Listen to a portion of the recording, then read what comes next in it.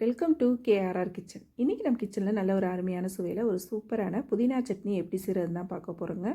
இட்லி, தோசை, ஊத்தாப்பத்து கூடையெல்லாம் வச்சு சாப்பிட்றதுக்கு ரொம்பவே அருமையாக இருக்கும். ரொம்ப ஈஸியாக செஞ்சிடலாம். எப்படி செய்கிறது நம்ம வீடியோக்குள்ளே போய் பார்ப்போம். அதுக்கு முன்னாடி நம்ம சேனலில் இப்போ தான் ஃபஸ்ட் டைம் பார்க்குறீங்கன்னா சப்ஸ்கிரைப் பண்ணி வச்சுக்கோங்க. கூடவே பெல் சிம்பல் ப்ரெஸ் பண்ணி ஆளுங்கிற ஆப்ஷனையும் ப்ரெஸ் பண்ணி வச்சுக்கோங்க. அப்போ தான் நான் போகிற வீடியோஸ் எல்லாம் உங்களுக்கு தொடர்ந்து நோட்டிஃபிகேஷனில் ஒன்றுக்கு ஒன்றே கிடச்சிக்கிட்டு இருக்கும். இப்போ வாங்க இந்த புதினா சட்னி எப்படி செய்கிறதுன்னு பார்த்துடலாம். இப்போ அடுப்பில் ஒரு கடாய் வச்சுருக்கேன். ஒரு 2 டீஸ்பூன் அளவுக்கு எண்ணெய் சேர்த்துக்கிறேன். எண்ணெய் நல்லா காயட்டும். காஞ்சதுக்கப்புறம் பார்த்திங்கன்னா 2 டீஸ்பூன் அளவுக்கு கடலைப்பருப்பு சேர்த்துக்கிறேன். கடலைப்பருப்பை சேர்த்து நல்லா பொன்னிறமாக வர வரைக்கும் வறுத்து எடுத்துக்குவோம். இப்போ இது கூடவே பார்த்திங்கன்னா ஒரு 4 வரமிளகாய் சேர்த்து அதையும் சேர்த்து நம்ம வறுத்து எடுத்துக்குவோம். இப்போ பருப்பு மிளகாய் நல்லா வறுபட்டதுக்கப்புறம் இதை ஒரு பிளேட்டுக்கு மாற்றி எடுத்து வச்சுக்கிறேன். எண்ணெயெல்லாம் வடிச்சிட்டு ஒரு பிளேட்டுக்கு எடுத்து வச்சுக்கோங்க.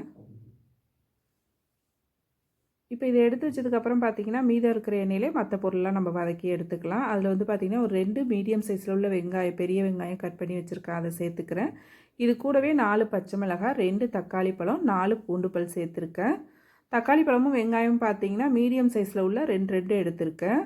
இப்போ வெங்காயம், தக்காளி எல்லாம் சேர்த்து நல்லா வதக்கி விட்டுக்குவோம். இப்போ பார்த்தீங்கன்னா தெரியும், ஓரளவு நல்லா வதங்கி வந்துருச்சு. இப்போ நல்லா புதினா இலை வந்து பார்த்திங்கன்னா அலசிட்டு எடுத்து வச்சுருக்கேன். நல்லா ஒரு கைப்பிடி அளவு எடுத்து வச்சுருக்கேன். அதை இதில் சேர்த்துக்கிறேன். நல்லா ஒரு 2 தடவை அலசிடுங்க புதினாவை. இது கூடவே பார்த்திங்கன்னா கொஞ்சமாக கொத்தமல்லி சேர்த்துக்குங்க. கொத்தமல்லி வந்து அதிகமாக சேர்க்க வேணாம், புதினா தான் அதிகமாக சேர்க்கணும். அப்போ தான் டேஸ்ட்டு நல்லாயிருக்கும். இப்போ இதையும் சேர்த்து நல்லா வதக்கி எடுத்துக்குவோம். இப்போ பாருங்கள், எல்லாம் நல்லா வதங்கி வந்துருச்சு. இப்போ இதில் சின்ன துண்டு புளி சேர்த்துக்கிறேன். அப்புறம் சட்னிக்கு தேவையான அளவு உப்பும் சேர்த்துக்கிறேன்.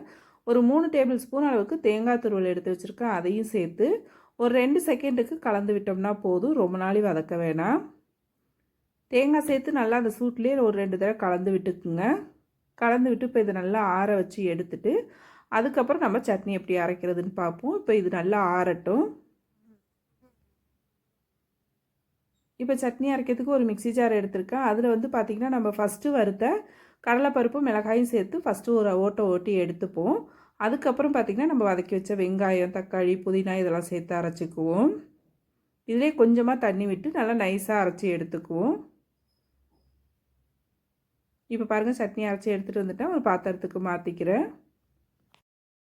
கூடவே மிக்ஸி ஜார் கழுவிட்டு கொஞ்சமாக தண்ணியும் சேர்த்து நல்லா ஒரு தடவை சட்னியை கலந்து விட்டுக்குவோம். இப்போ இந்த சட்னிக்கு தாளிப்பு பார்த்திங்கன்னா கடுகு, உளுந்து, அப்புறம் பார்த்திங்கன்னா கொஞ்சோண்டு பெருங்காயத்தூள், 2 வரமிளகாய், ஒரு கொத்து கருவேப்பிலை சேர்த்து தாளிப்பு ரெடி பண்ணிட்டு வந்திருக்கேன். அதை இதில் சேர்த்து நல்லா கலந்து விட்டுருவோம். அவ்வளோதான், நம்மளோட புதினா சட்னி பாருங்கள் ரொம்ப சூப்பராக அருமையாக ரெடி ஆகிடுச்சு. நல்ல சூடான இட்லி கூட வச்சு சாப்பிட்றப்ப டேஸ்ட்டு அவ்வளோ ஒரு அருமையாக இருக்கும். தோசை, ஊத்தாப்பத்துக்கெலாம் ரொம்பவே அருமையாக இருக்குங்க. கண்டிப்பாக ட்ரை பண்ணி பாருங்கள். ட்ரை பண்ணி பார்த்துட்டு எப்படி இருக்குன்னு எனக்கு கமெண்ட் பண்ணுங்கள். என்னோட இந்த ரெசிபி பிடிச்சிருந்ததுன்னா லைக் பண்ணுங்கள், ஷேர் பண்ணுங்கள். மறக்காமல் நம்ம கேஆர்ஆர் கிச்சனை சப்ஸ்கிரைப் பண்ணி வச்சுக்கோங்க. நாளைக்கு வேறு ஒரு ரெசிபியோடு சந்திப்போம். தேங்க்ஸ் ஃபார் வாட்சிங்.